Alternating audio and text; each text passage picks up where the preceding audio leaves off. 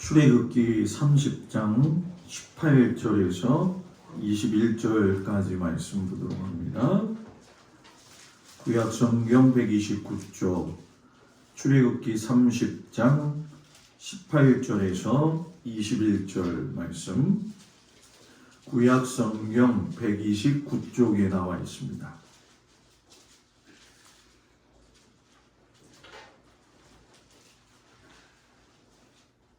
다 찾으셨죠? 말씀을 교독합니다. 너는 물두멍을 노수로 만들고 그 받침도 노수로 만들어 씻게 하되 그것을 회막과 제단 사이에 두고 그 속에 물을 담으라.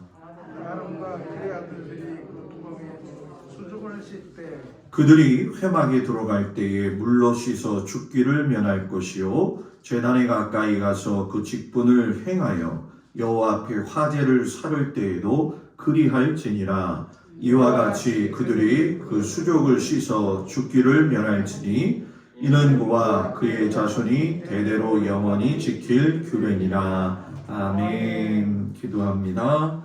하나님께서 사랑하는 성도들을 이 저녁 시간에도 주님의 품 가운데로 함께 하시니 감사합니다. 우리에게 하나님 성령님을 주셨사오니 그 성령님과 더불어서 깊게 믿음의 생활을 할 수 있도록 함께하여 주시옵시고 물두멍이 가진 은혜를 우리들이 경험할 수 있도록 하나님 허락하여 주옵소서. 예수님 이름으로 기도드렸습니다. 아멘. 할렐루야. 오늘 저녁에도 주님 앞에 나온 성도들을 주님의 이름으로 축복을 드립니다. 우리가 그동안 문에서 예수 믿고 난 이후에 지난주에 번제단에서 죄를 버리고 예수 믿고 구원받았다라고 하는 말씀까지 은혜를 나눴죠. 이제 오늘은 물두멍에 들어가게 돼요. 이제 우리가 한 가지 생각해야 될 거는 문에서 번제단까지는 성자의 사역장이라고 이야기를 하고 이제 오늘 물두멍부터 성소의 세 가지 떡상, 등대, 분향단은 성령의 사역장, 그리고 지성소의 속죄소 법궤는 성부의 사역장이 되어집니다. 그래서 앞에 그림을 보시면 아시겠지만은 물두멍의 모습이죠. 근데 제가 더 몇 가지의 사진을 보여드리면 물두멍이 제각기 표현하는 방식이 다 달라요. 그거는 어떤 분이 그러더라고요. 목사님 왜 물두멍의 모습이 다 다릅니까? 성막이라고 하는 걸 지금 이 시대의 사람들은 보지 못했기 때문에 나와 있는 식양대로 만들기는 하지만 자기의 상상을 집어넣기 때문에 물두멍의 모습이 조금씩 다르다는 거예요. 이 사진을 보게 되면 이스라엘 지역에 가게 되면 에시온 게벨이라고 하는 곳에서 차 타고 한 30분을 올라가게 되면 딥나 공원이 있습니다. 그 딥나 공원에 가게 되면 우리가 잘 아는 것 중에 이제 좀 비유를 설명해서 좀 이야기한다면 이 딥나 공원 지역에서 철 광산이 많아가지고 철을 캤고요. 성전을 세울 적에 큰 벽돌들을 여기서 떼어다가 만들었던 곳입니다. 보시기에도 황량한 곳이죠. 그래서 실질적으로 성막의 사이즈를 갖다가 만들어 놓은 원형 그대로의 모습이에요. 제가 여기 우리 이제 성도님들하고 가게 됐는데 저기 가게 되면은 설명해 주는 사람이 있어요. 그런데 문제는 뭐냐면 영어로 설명하고 중간에서 또 가이드가 또 설명을 해야 되고, 그러니까 한 치, 두 치, 세 치 걸리면 말이 달라지죠. 그죠? 근데 제가 간 날 다행스럽게도 많은 팀이 왔어요. 가니까 너무 감사하더라고요. 왜? 세 팀이 한꺼번에 들어가는데 각각 나라가 다 틀려. 그러니까 한 사람은 설명하고 있는데 제가 성막에 대해서 알고 있으니까 쫓아다니면서 여기는 이거예요, 저기는 이거예요. 그러니까 그 사람이 제가 통역을 너무 잘해주는 줄 알고 너무 좋아하더라고요. 근데 나는 그 통역을 다 알아듣지 못했거든요.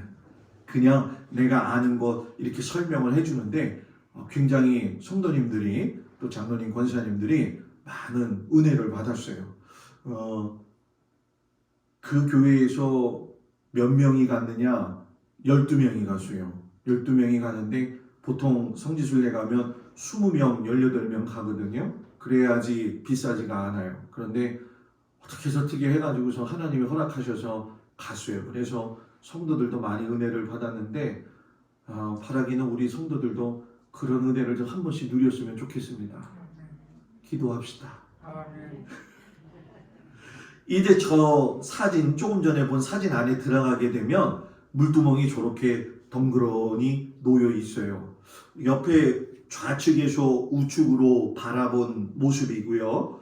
정면에서 보게 되면은 성소 들어가기 직전에 저렇게 물두멍을 갖다가 만들어 놓지요. 그래서 보시면 아시겠지만 물두멍의 위치를 제가 그림으로 올려놨어요. 저 맨 앞에 보게 되면 사람들이 서 있는 곳이 문이고, 잠깐 생각해 보면 5가지의 색으로 된 문을 통과하게 되면 번제단, 지난번에 번제단에서 제가 이야기하지 않은 것 중에 한 가지가 있는데, 어떤 분이 목사님이 그런 질문을 했어요. 목사님, 저 번제단이 조각목으로 놋을 씌워가지고 만들었다고 이야기를 하는데 불을 갖다가 태워서 번제물을 태우게 되면 녹지 않습니까? 아주 예리한 질문이죠.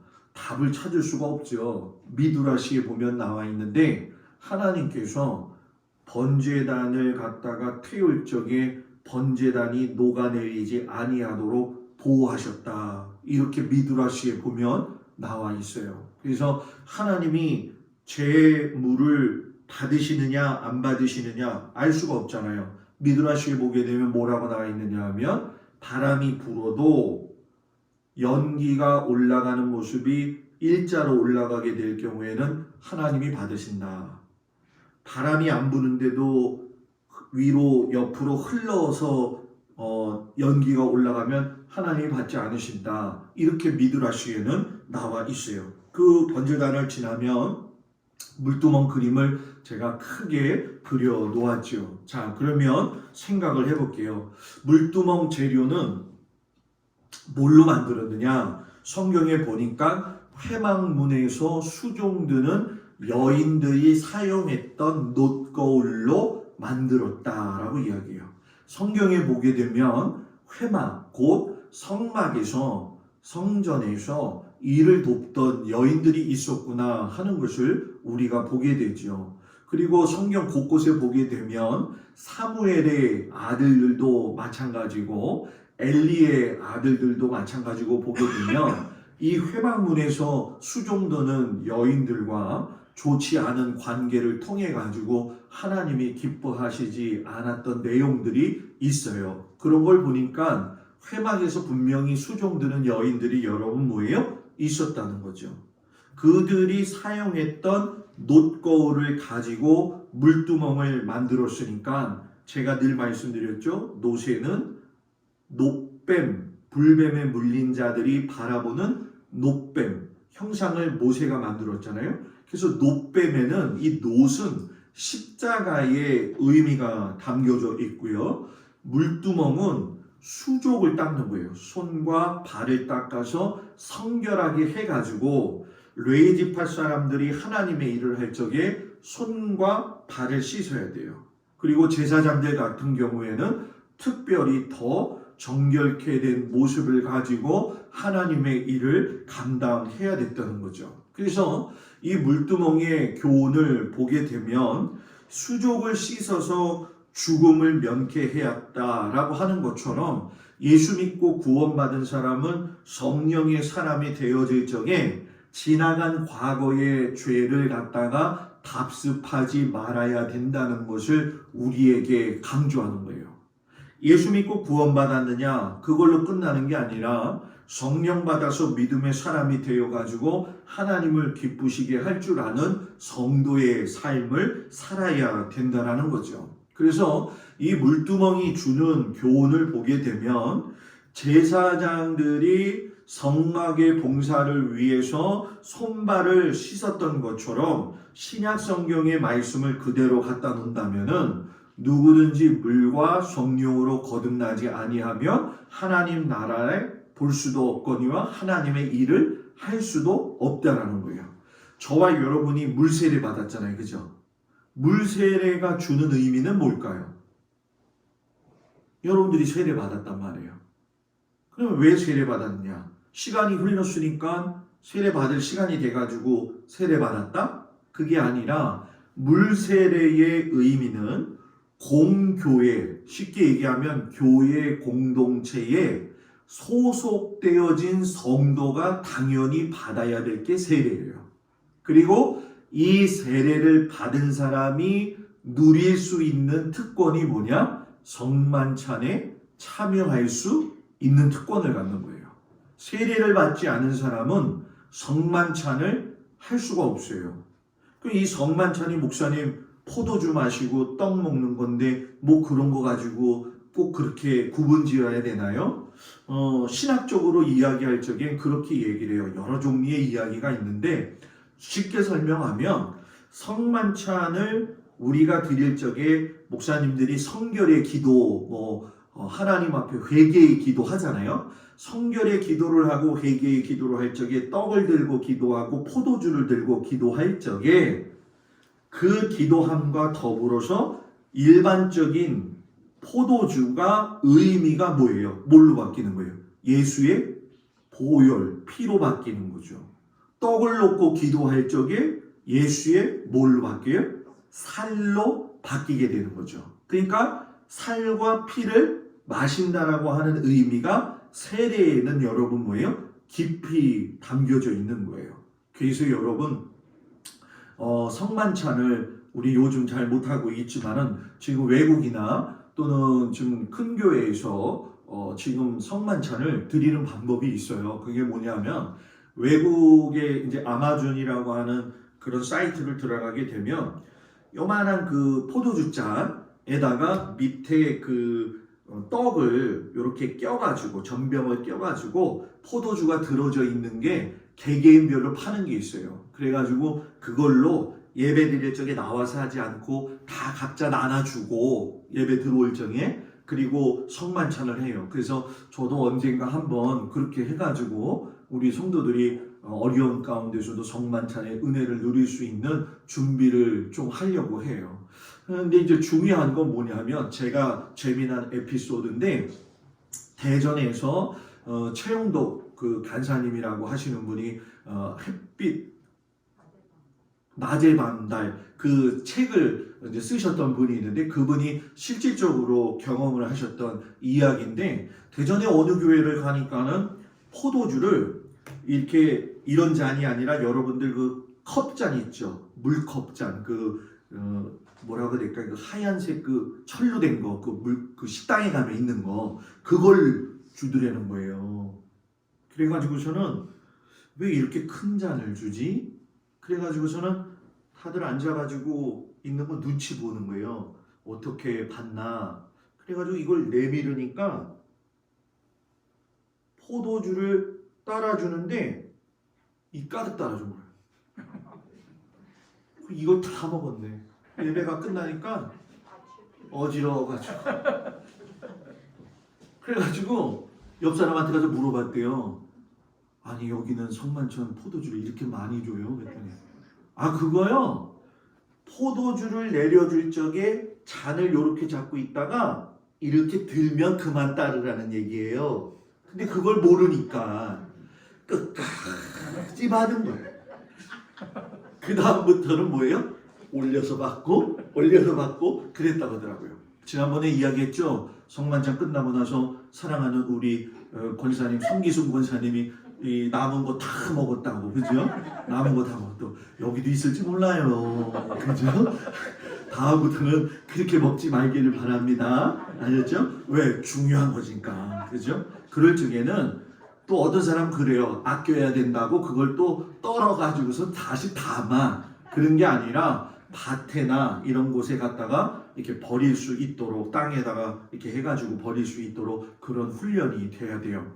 그러니까 세례 받아서 그런 의미죠. 그러면 우리가 불세례 받았다 이런 얘기 한단 말이에요. 그럼 불세례를 받는 게 있나요, 없나요? 목사님들 그러잖아요. 불받아라! 옛날에 안 경험해 보셨어요? 기도원 가면 불받아라! 그러잖아요. 그러면 또 다들 좋아가지고 아멘! 그러잖아요.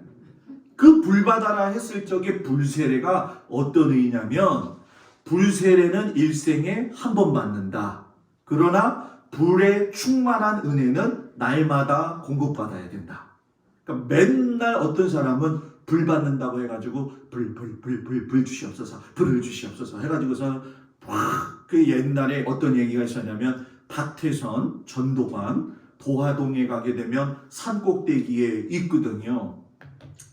거기서 그냥 불 받으라고 그냥 박태선이가 소리를 질러대니까 사람들이 아멘 주여 하면서 막 기도하는데 진짜 불이 닿고 저는 뜨겁더라는 거예요. 뜨겁더라는 거예요. 야, 이거 우리 불 받았다. 예배당 그때 당시에 군불을 밑에서 떼버려가지고 더워가지고서는 난리가 난 건데 그걸 착각해갖고 뭘 받은 거예요? 불 받은 줄 알고 잘못 생각을 갖고 있더라는 거죠.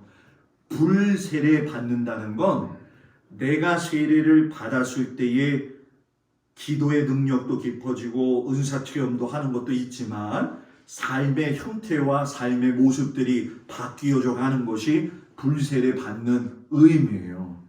어떤 사람들은 불 받았어 막 이렇게 하거든요. 그거 옳지 않아요. 예전에는 그런 모습이 아름다웠죠. 왜? 능력 받았네 이런 마음 가져요. 근데 한국 교회의 난센스가 뭐냐 하면은 불 받았다 은사 체험했다라고 하는 것이 목사님들이 잘 가르치진 않아요. 잘 가르친다라고 하는 게 어느 정도냐면 자기가 경험한 수준 이상은 가르치질 못해요. 그리고 그걸 이렇게 컨트롤할 수 있는 능력이 안 되는 거. 그러니까 목사님이 불 받았다 하는 걸 경험을 해봤지만 인격적인 예수님과의 깊은 관계가 없을 적에는 신앙의 균형이 불균형이 오는 거예요. 은사 체험만 너무 강조한 나머지 하나님의 말씀은 밑바닥이 되어지는 경우가 있고 어떤 목사님은 하나님 말씀은 너무 잘 가르치는데 뭐예요? 은사 체험이 없는 경우도 있는 거죠. 그러니까 항상 여러분 뭐예요? 균형을 준비해야 된다는 거예요. 그래서 날마다 하나님하고 동행하기 위해서는 여러분 뭡니까? 자신의 죄를 예수의 보혈로서 씻는 회개 작업이 선행되어지는 것처럼 물두멍에 가서 물을 씻을 때마다 뭐예요?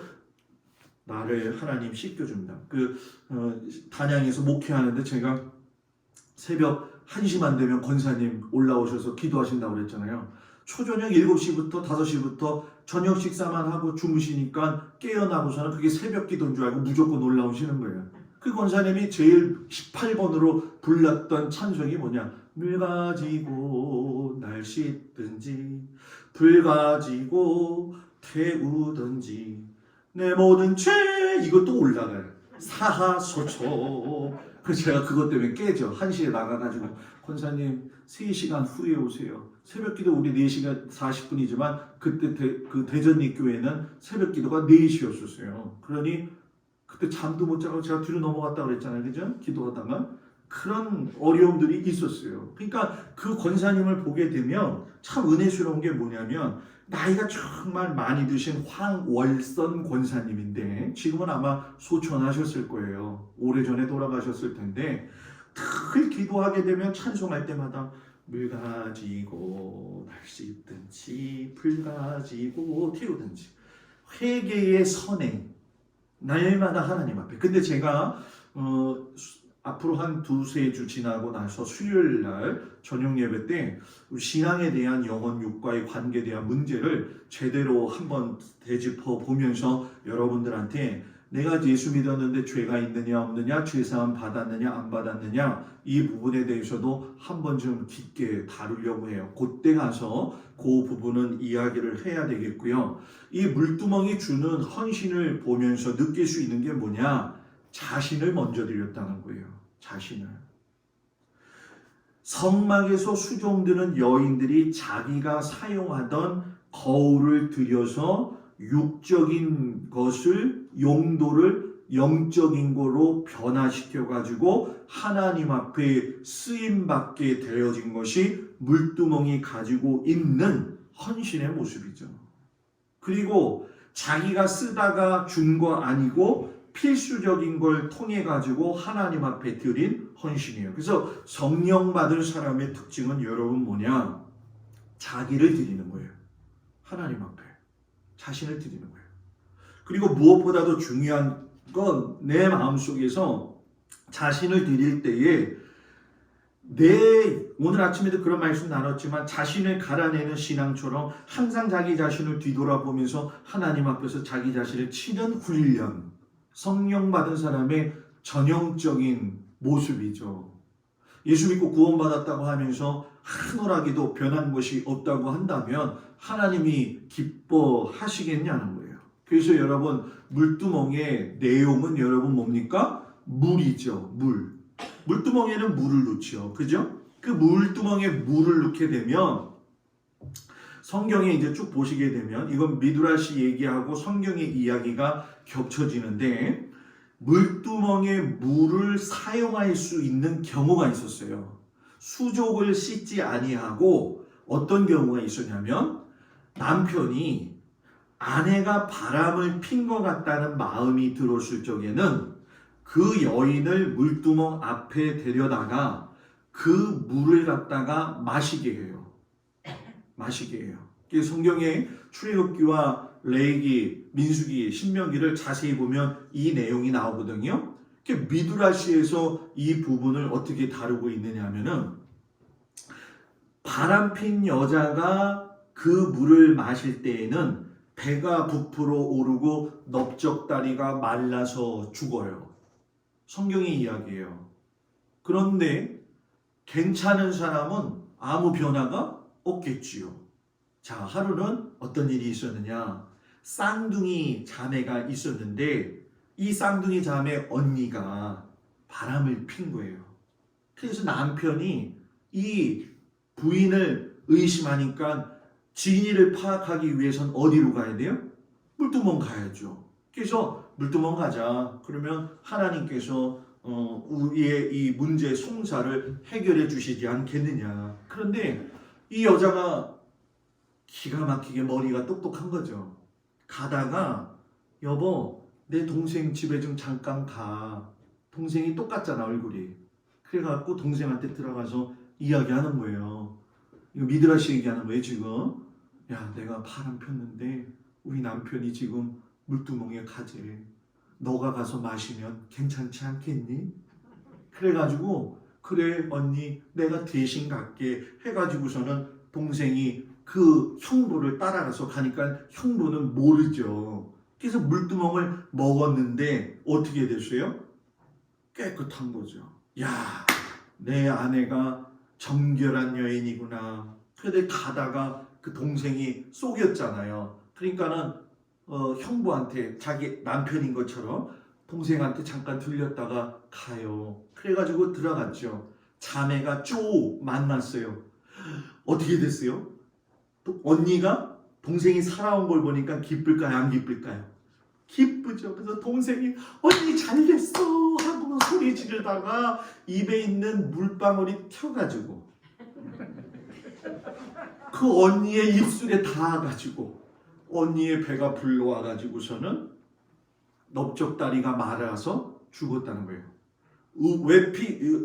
에피소드를 이야기한 거지만 무슨 의미가 있느냐? 하나님 앞에서 죄를 숨기고 사는 것은 언젠가는 하나님이 기뻐하시지 않고 그 삶에 대해서 책임을 여러분 뭐예요? 물으신다는 거죠. 그래서 이 물의 내용이 중요한 게 뭐냐 하면은 성경에서 물과 기름은 전부 다 성령과 연결이 돼요. 그래서 물의 의미와 성령의 기름 부음은 하나님의 임재하심을 이야기하는 거죠. 그래서 여러분 우리가 요한복음 7장에 나와 있는 말씀처럼 누구든지 목마르거든 내게로 와서 뭐예요? 마셔라. 나를 믿는 자는 성경의 이름과 같이 여러분 뭐예요? 그 배에서 생수의 강이 흘러 나오리라. 하나님의 은혜를 받는 사람. 그 사람이 믿음의 사람, 성령의 사람이란 거죠. 그래서 제가 아까 처음에 그런 부분을 이야기했지만 달걀도 여러분 요즘 달걀 비싸죠. 그죠? 달걀 엄청 비싸요. 달걀을 잘 보세요. 껍질이 있어요. 껍질 막을 벗기면 흰 막이 있어요. 그 흰막 안에 들어가서 보게 되면 여러분 뭐예요? 흰자하고 흰자하고 노란자가 있죠.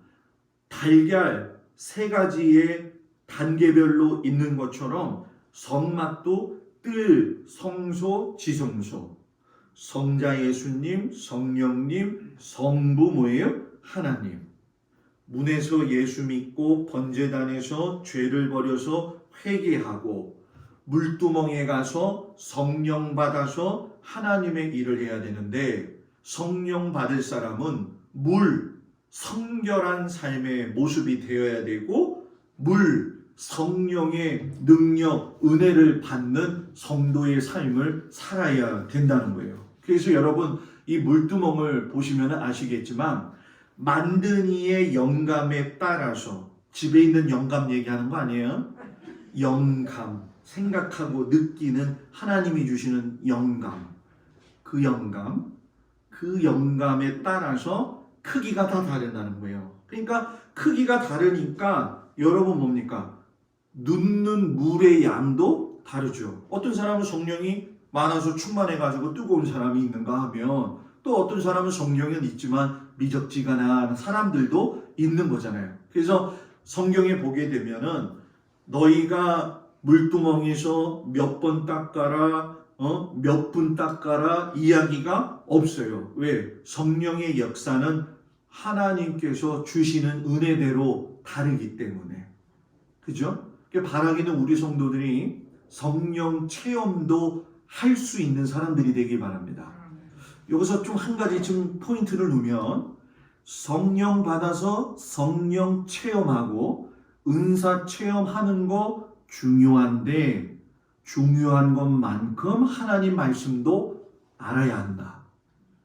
요것이 균형이 안 잡히면 안 된다는 거죠. 그래서 여러분 아까 계란을 이야기할 적에 세 가지, 뜰, 성소, 지성소 얘기하는 것처럼 세 가지, 죄도 똑같아요. 세 가지의 능력이 있어요. 죄는 여러분 뭡니까? 반복성이 강하고, 그리고 성장해요. 죄도. 그리고 여러분 뭐예요? 전염성이 강하다는 거죠. 그래서 어떤 사람, 제가 이런 웃긴 얘기를 좀 많이 하지만 번제단에서 맨날 회개해. 그리고서는 여러분 뭡니까? 물두멍 가가지고 성령 받았다고 하는데, 우리가 주일날 그런 경험을 많이 해요. 여러분들이 좀 잘 아셨으면 좋은 게 뭐냐면, 주일날 아침에 와가지고서는 여러분들 기도한단 말이에요. 하나님 감사합니다 하고 나서 그 다음 기도가 대개의 경우 보게 되면 뭐라고 하느냐? 일주일 동안 죄 지은 걸 하나님 용서하여 주시옵소서. 다시는 죄 짓지 않고 살 수 있도록 주님 도와주시기를 원합니다. 그리고서 목사님 설교 잘 들어요. 그리고 은혜 탁 받아요. 집에 가가지고 일주일 동안 살아가는데 목사님 설교 듣고 딱 나가면은 뭐예요? 야, 오늘 내가 죄사함 받은 것 같은 기분이 드는 거예요. 그죠? 그래가지고서는 저녁 예배 때쯤 돼서 이렇게 와요. 그럼 월요일 되고 화요일 되면 뭔가 좀 또 이상해. 그러면 수요일 날 또 와가지고 앉자마자 하는 얘기가 뭐냐면, 하나님 제가 죄를 많이 지었는데 저를 용서해 주시기 바랍니다. 또 죄사함 받는 기도예요. 그리고서 수요 예배 끝나면 또 뭔가 좀 은혜 받은 것 같아.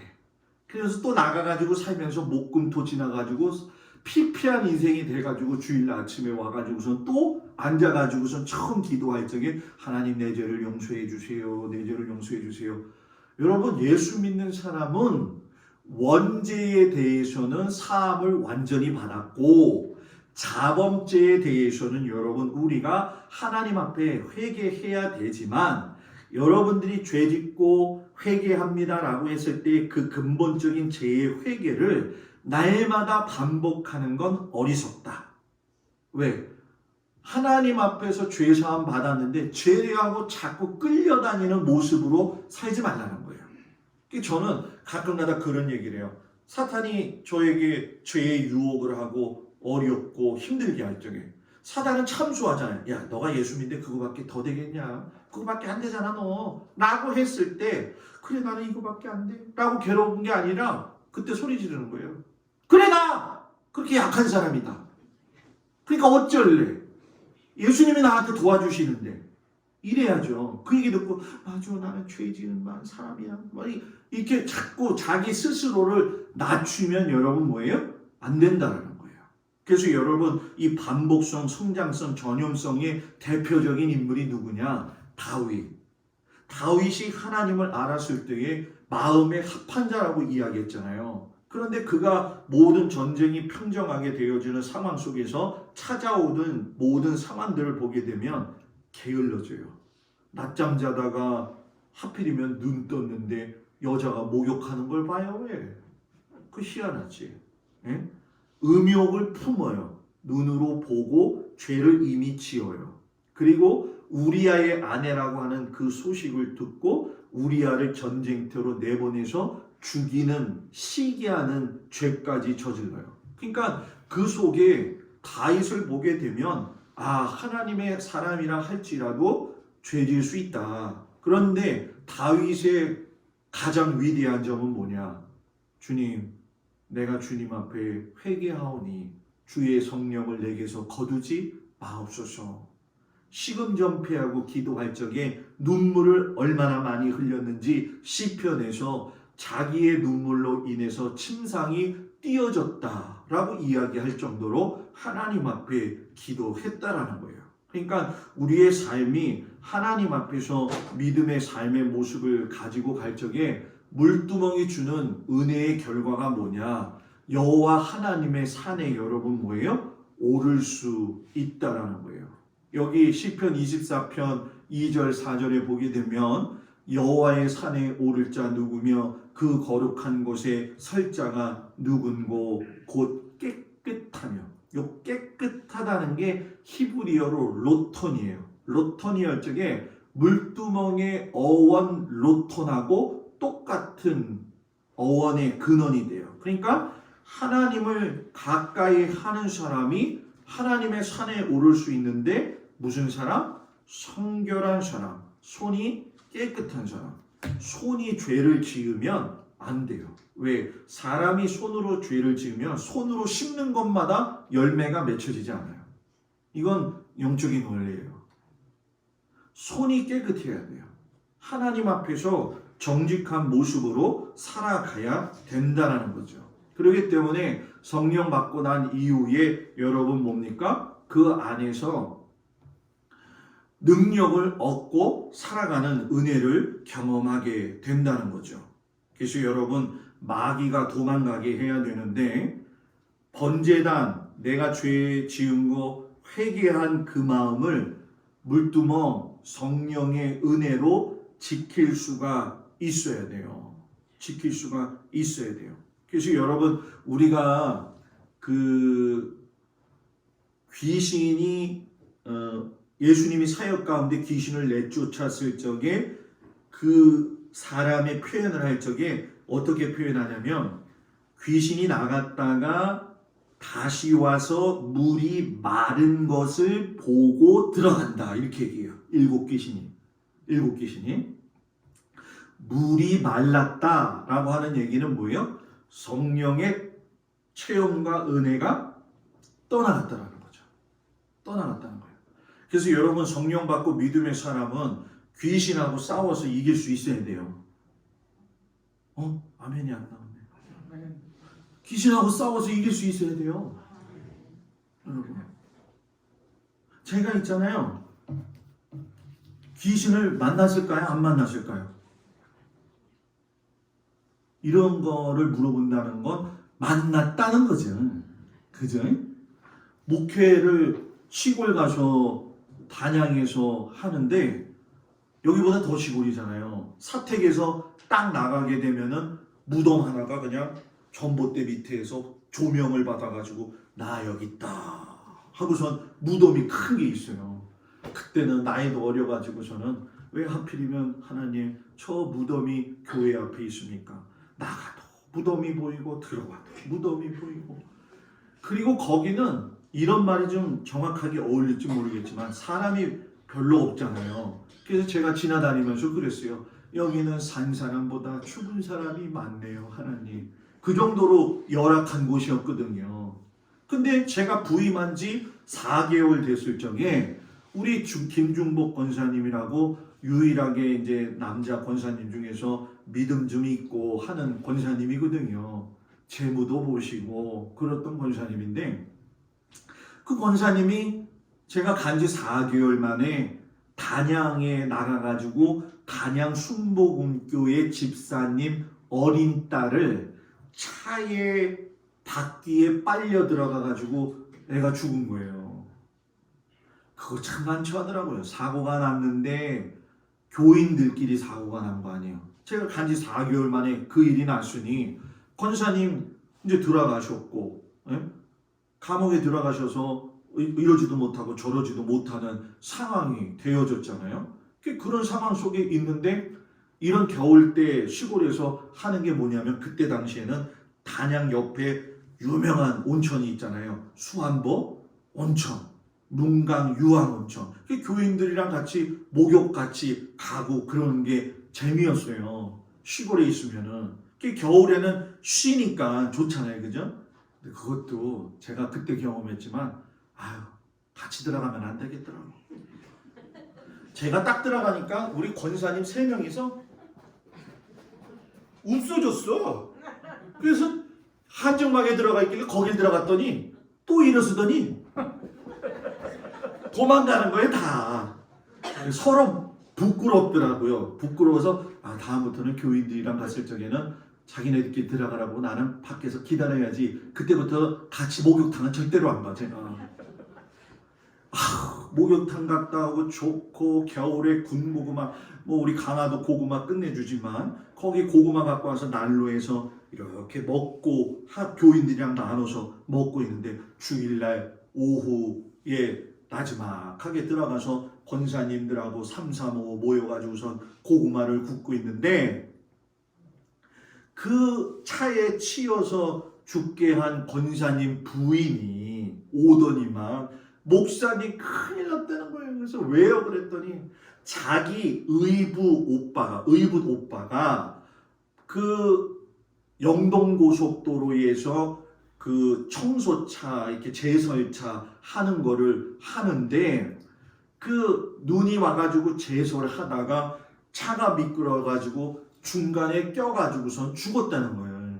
그래서 목사님 그 아이가 그 권사님이 왜 그 아이를 죽였는지를 제가 지금 설명을 하는 거예요. 그러니까 요거 좀 제가 인지가 좀 잘못돼가지고 조금 바꿨는데 잘 들으세요. 그 아이가 왜 죽었는지 이후의 발단을 지금 얘기하는 거예요.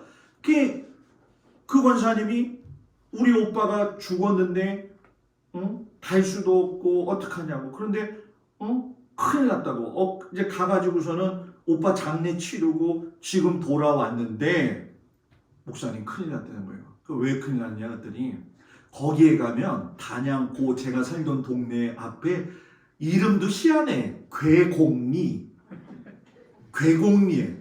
괴곡리에 그 의붓 오빠 아내가 살고 있는데 목사님 큰일 났어요. 귀신이 들렸나 봐요. 왜 귀신이 들렸어요? 눈이 엄청나게 왔는데 손발을 갖다가 팍 이렇게 하면서 올라가면서 소리를 지르고 올라간다는 거예요. 마치 거라사 귀신이 들린 것처럼. 근데 다른 사람들이 그 여자를 갖다가 붙잡고서는 못 움직이게 하니까는 그 여자가 뭐라고 했냐면 오늘 나 붙잡는 거 생 끝나는 줄 알아. 이렇게 얘기를 한 거예요. 근데 우리 권사님이 내가 그래도 믿음 있는 권사 아니냐. 그래가지고 그 여자를 갖다가 확 붙들고서는 소동치지 마라 그랬다는 거예요. 그랬더니 그 여자가 눈을 부릅뜨면서 너 오늘 죽어봐. 이래가지고 찝찝한 상황에서 목사님한테서 기도를 받을까 하다가 그냥 단양을 나갔다가 아이를 깔아 죽인 거예요. 그런데 이제 문제는 뭐냐. 목사님 귀신을 내쫓아 주셔야 돼요. 근데 제가 무서웠을까요? 안 무서웠을까요? 무섭죠. 그래서 나이 많이 드신 목사님한테 전화를 했어요. 목사님 지금 우리 이렇게 해가지고 귀신이 들렸다고 하는데 이 귀신을 쫓으러 가긴 가야 되겠는데 어떻게 해야 됩니까? 원론적인 얘기. 김 목사 가가지고선 딱 앉아가지고 박수 치면서 주의 진리 위에 십자가 군디 나가세는 나가세 주 예수만 하면 다 쫓겨나간다는 거예요. 예수의 이름으로 명하는 이 사탄아 물러가라 하면 다 나간대요. 그 말 믿고 갔죠. 근데 가는데 도저히 혼자 갈 수가 없는 거예요. 그래서 저랑 같이 진급하고 있었던 후배 목사를 불러가지고 같이 가자. 귀신 들렸다. 그래가지고서는 같이 데려가는데 옆에 권사님들랑 뭐 먹었어요? 고구마 먹었잖아. 고구마 먹어가지고서는 권사님들한테 앉아가지고서 권사님 나 이거 처음인데 이거 귀신 내쫓으러 가야 되니까 같이 가요. 그랬더니 한 권사님이 권순선 권사님이야. 이름도 안 잊어먹어. 키도 이렇게 조그마셔가지고서는 입이 이렇게 나오신 분인데 목사님 그래서 왜요 그때 전 안 갈래요. 그래서 왜요 그때 지난번에 이런 데 갔는데 귀신이 저보러 너는 왜 왔냐 그래가지고 안 간대. 그래갖고 저는 안 갈래요 그러는 거예요. 그래서 그래요 그럼 권사님 가지 마요. 그래가지고서는 갔지요. 가가지고서는 진짜 여자가 불어넣어서 탁 있는데 살벌한 거예요. 그래가지고서는 이제 좀 기도 좀 하고 성경 좀 읽고 찬송 좀 부르려고 하면은 딸이 미닫이 문을 확 여는 거예요. 그러면 미닫이 문 열었으면 그걸로 끝나야 되잖아. 갑자기 불어넣어 있던 이 여자가 눈을 탁 뜨더니 할아버지 오셨어요? 지금 등골이 안 서요? 미닫이 문 여는데 딸이 들어왔는데 이 여자 눈에는 다른 게 들어오는 게 보이는 거야.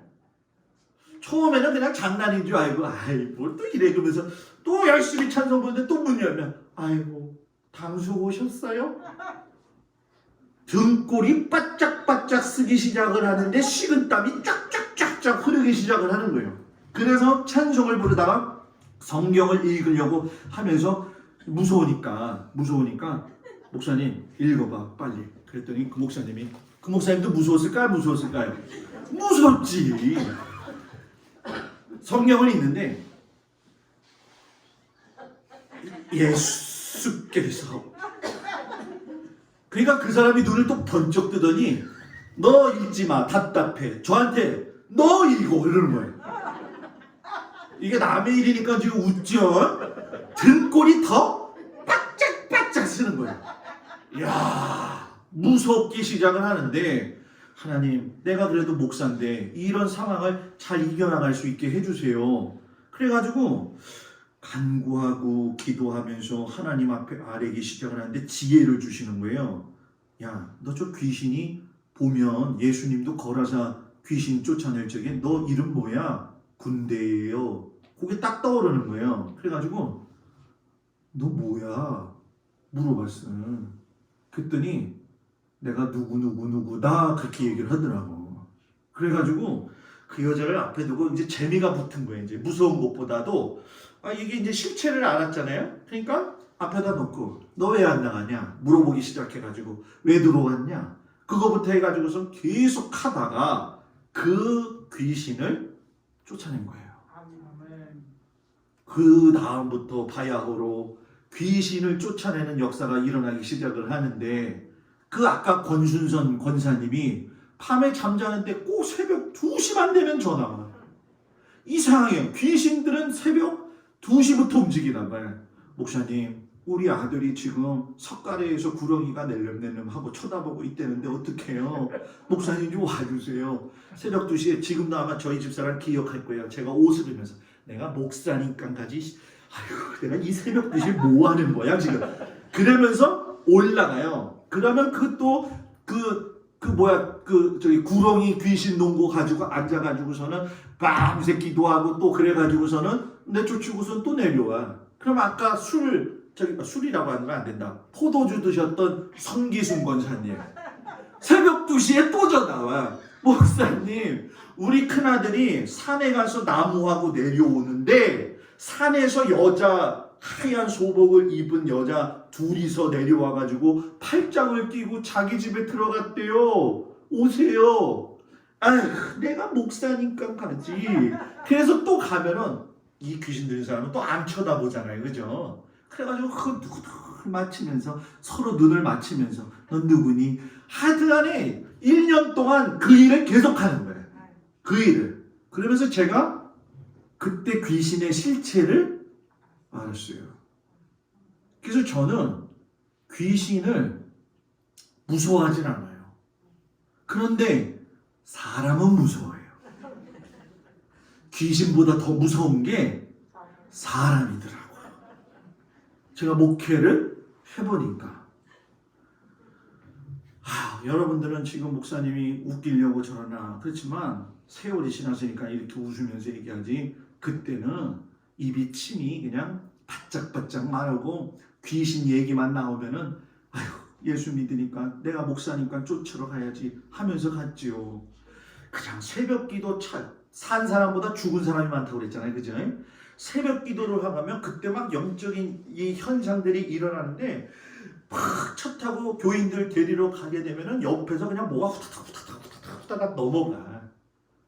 그 이제 혼자 느끼는 거죠. 이게 뭐가 있구나, 뭐가 있구나, 뭐가 있구나. 지혜를 주시는데 하나님께서 깨닫게 하시고 영적인 세계의 비밀을 보여주시더라고요. 그래서 여러분 저는요 어떠한 경우에서든지 귀신을 안 무서워해요. 어떤 목사님 은사 체험이 가장 많으신 목사님 오늘 목사님 희한한 소리 많이 하네 이런 생각하지 마시고 실질적으로 일어나는 거예요. 눈에 영안이 열린 그 목사님 한 분이 제사상에 드리는 곳에 가서 보았더니 제사에 조상은 오지 않고 귀신들이 와가지고 난리를 치고 먹고 그러더라는 거예요. 여러분 그거 아시죠? 짐승들은 제사밥을 안 먹어요. 짐승들은. 여러분 그거 아셔야 돼요. 굉장히 위험스러운 부분이에요. 그래서 제사를 어쩔 수 없이 드리는 믿음의 가정들이 있어요. 그죠? 그럴 적에 좋은 방법이 있어요. 제사밥을 뜰 적에 십자가를 그그 떠버리면 돼. 다 가르쳐 드리는 거예요. 제가. 지나가면서 주여 저 제사상에 아무것도 오지 않게 하시옵소서. 온갖 귀신들이 다 오거든요. 이거를 볼 수 있는 눈이 있어야 돼요. 마음의 심이 딱 떨어지게 되어지면 그 상황에 귀신이 확 파고 들어와요. 지금은 돌아가셨지만 제가 그때 목회할 적에 키웠던 그 아이가 명화라는 아이가 있어요. 그 할아버지가 어느 날 특정 시간만 되면 옷을 다 벗고 산을 뛰어다녀. 다 뛰어다녀. 그럼 그거 가서 권사님이 또 잡아오고 남편인데 하여튼간에 시골에서 그런 걸 다 경험을 하면서 제가 느낀 것 중에 한 가지가 여러분 뭐냐, 귀신을 알아야지 이길 수 있다. 목사님이 웃기려고 얘기한 게 아니라 영적인 세계에서 싸우면서 이길 수 있는 여러분들이 되기를 주의 이름으로 축복을 드립니다. 담대해야 돼요. 담대해야 돼요. 무서워하면 안 돼요. 그리고 마지막으로 중요한 게 뭐냐, 내 손을 깨끗이 한 사람은 하나님의 보상이 따른다는 거예요. 항상 이 사무엘하 22장 21절 내 손의 깨끗함을 쫓아 갚으셨으니 손과 발을 깨끗하게 해서 성령으로 충만한 사람은 하나님께서 그 인생을 책임져 주신다. 책임져 주신다. 여러분들을 하나님이 챙겨 주실 줄 믿습니다. 그래서 여러분 결론을 따라서 해보세요. 번제단을 통과한 마음은 물두멍으로 지켜라. 요거 다른 말은 뭐예요? 예수 믿고 구원받았으니 너희는 성령 받고 살아라. 성령 받고 사는 은혜가 있기를 주의 이름으로 축복을 드립니다. 기도합니다. 하나님, 우리가 성령 받고 하나님 앞에 깨달은 바 되어줘서 믿음의 삶을 잘 살 수 있도록 은혜 내리어 주시옵소서. 귀하신 하나님이 우리 아버지가 되시니 감사하며 예수님 이름으로 기도합니다. 아멘.